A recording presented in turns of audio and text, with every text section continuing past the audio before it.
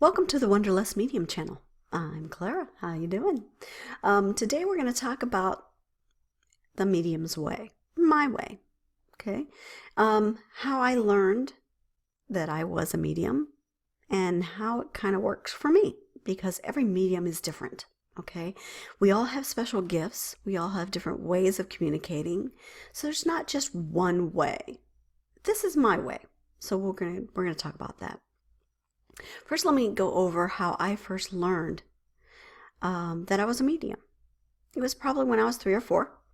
I was upstairs in my bedroom very late at night because I had to go to a funeral that day. It's my grandfather's funeral. And then right before I was going to sleep, he was there. I saw him. It freaked me out. And I ran downstairs to my mom and I explained that Grandpa was just in my room, okay?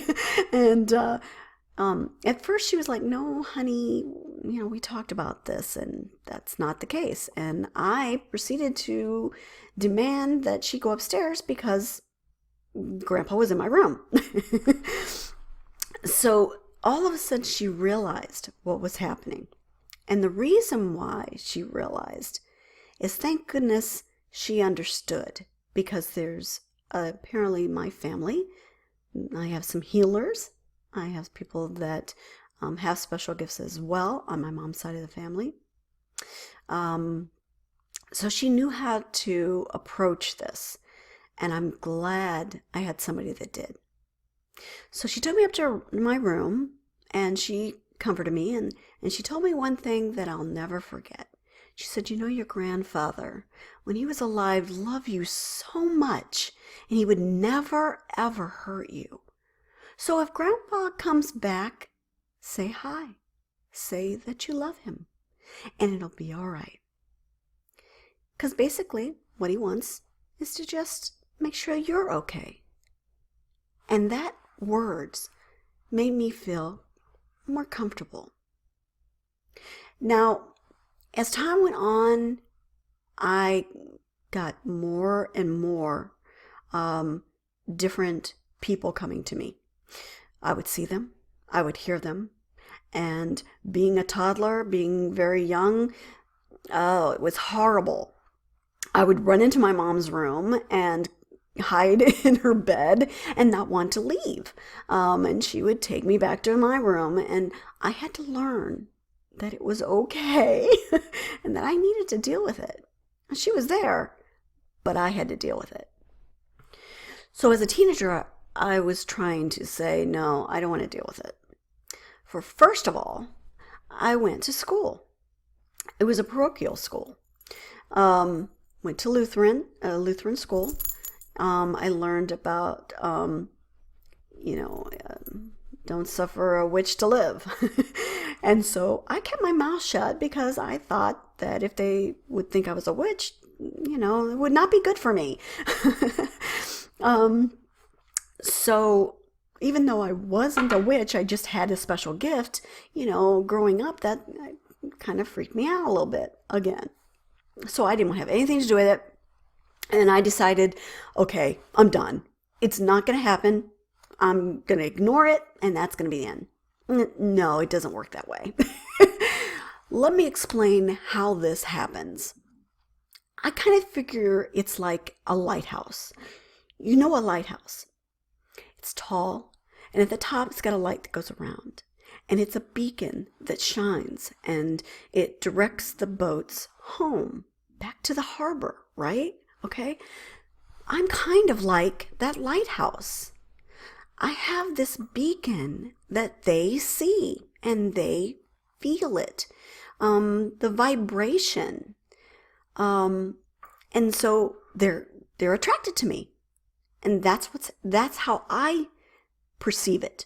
Okay, and so with this beacon, they're going to know I'm wherever I'm at. I can't get away from it. So I had to learn how to deal with it. So as I got older, I got myself information in any way that I could so I could find out how to control it, what was happening, what I can do, develop a little bit more, so that after my teen years, I really delved into my gift and started to accept it. I can't get rid of it, so I gotta accept it, right? So here I am. I learn all this information. And this is kind of what happens when I have a session with somebody, okay? When somebody asked me, can you contact my husband? Okay. My first thing is, I can't give them a straight answer of yes or no. And that's because I know that they might be able to come, or they might decide not to. We have a thing of free will, and that follows us. If they choose they don't want to come through, they don't come through. Could somebody else come forward? Absolutely. And maybe they have the information that they're desperately needing. But I don't push it. What happens is it's kind of like I see faceless people in front of me in my mind's eye. And they're like standing all in a crowd, like a crowded room almost.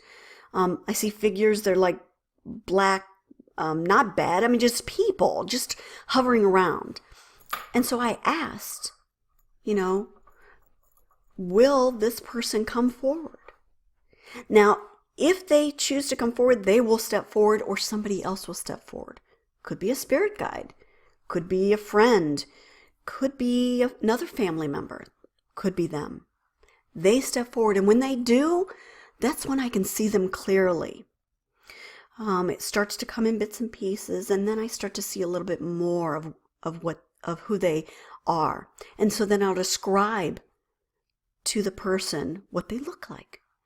Then I'm going to start hearing what they want to communicate. There might be a question that the person on this side wants to ask to the person on the other side. I'm kind of like a go-between, like a bridge, okay? I'm the middle man, as you can say, okay? Between the living and the dead, okay? That's how I kind of figure I am.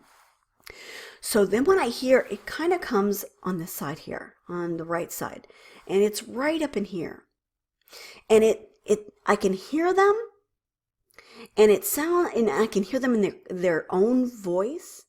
If they happen to be a different nationality and have a different language, I can hear it like English, like the way I'm speaking to you.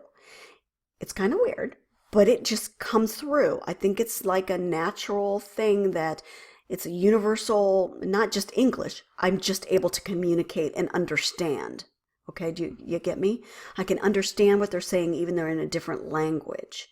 So they talk. I let you know what is being said. Sometimes it's just a word. Sometimes they show me pictures of something. Maybe it's how they died. Maybe it's a situation that they need to get across. That's what happens. And I just have a conversation. Sometimes I feel different things. Maybe there's a feeling that they want me to share. My husband gets kind of worried about that because he doesn't understand that although I kind of feel it, it's not going to hurt me.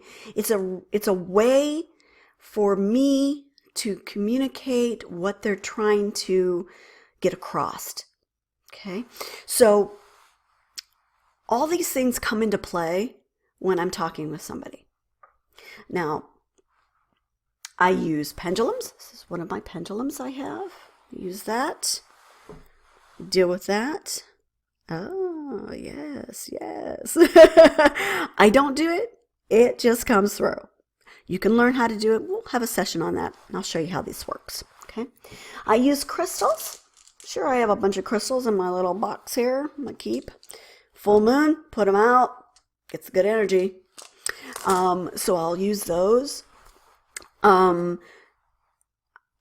use a lot of different things when I'm inspired to do it. I might be inspired to light a candle, might be inspired to put some sage. It's how I feel and what comes across and I go with it. It's a gut feeling. Sometimes it's something is said. So I just go with the flow. Fair enough, right? Go with the flow.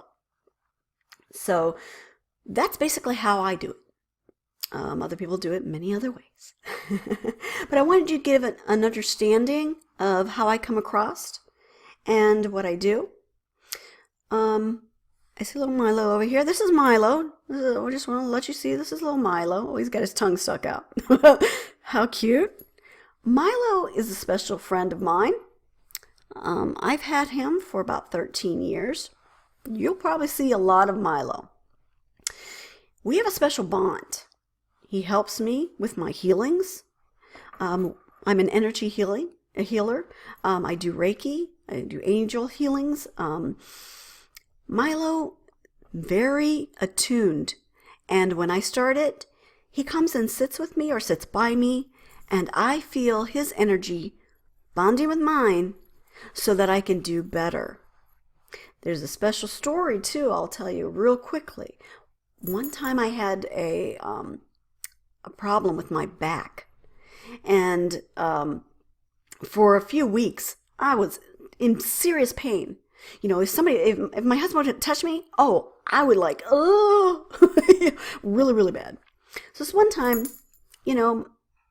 Dan, my husband, he was going to see if we can rub it, maybe try to get whatever is wrong out of my back. Well, he gets up. Milo comes over, sits on my back, and guess what? This cat did Reiki on me. And if you don't know what Reiki is, it's an energy healing technique from Japanese energy healing technique. He literally laid on me and my back was numb. 2 days later, I had no problem. I studied Reiki for a long time. I have studied with many different people, perfected it in my own way because I'm in tune to the energy and am able to do that very easily. So I kind of learn and do intuitively, if that makes sense. And I never knew an animal could do it by themselves. Now I knew Milo can help me out, but I didn't know he could do it himself. So it's something that I'm going to be investigating more about because it's pretty cool. If you liked this video, if you liked what I was talking about, and you would like more information, make sure that you're hitting that subscribe button so that you can get every video that I put out. Make sure that you're sharing it with your friends. Let them know about it as well. And me and Milo will see you next time. Bye-bye. Thanks again.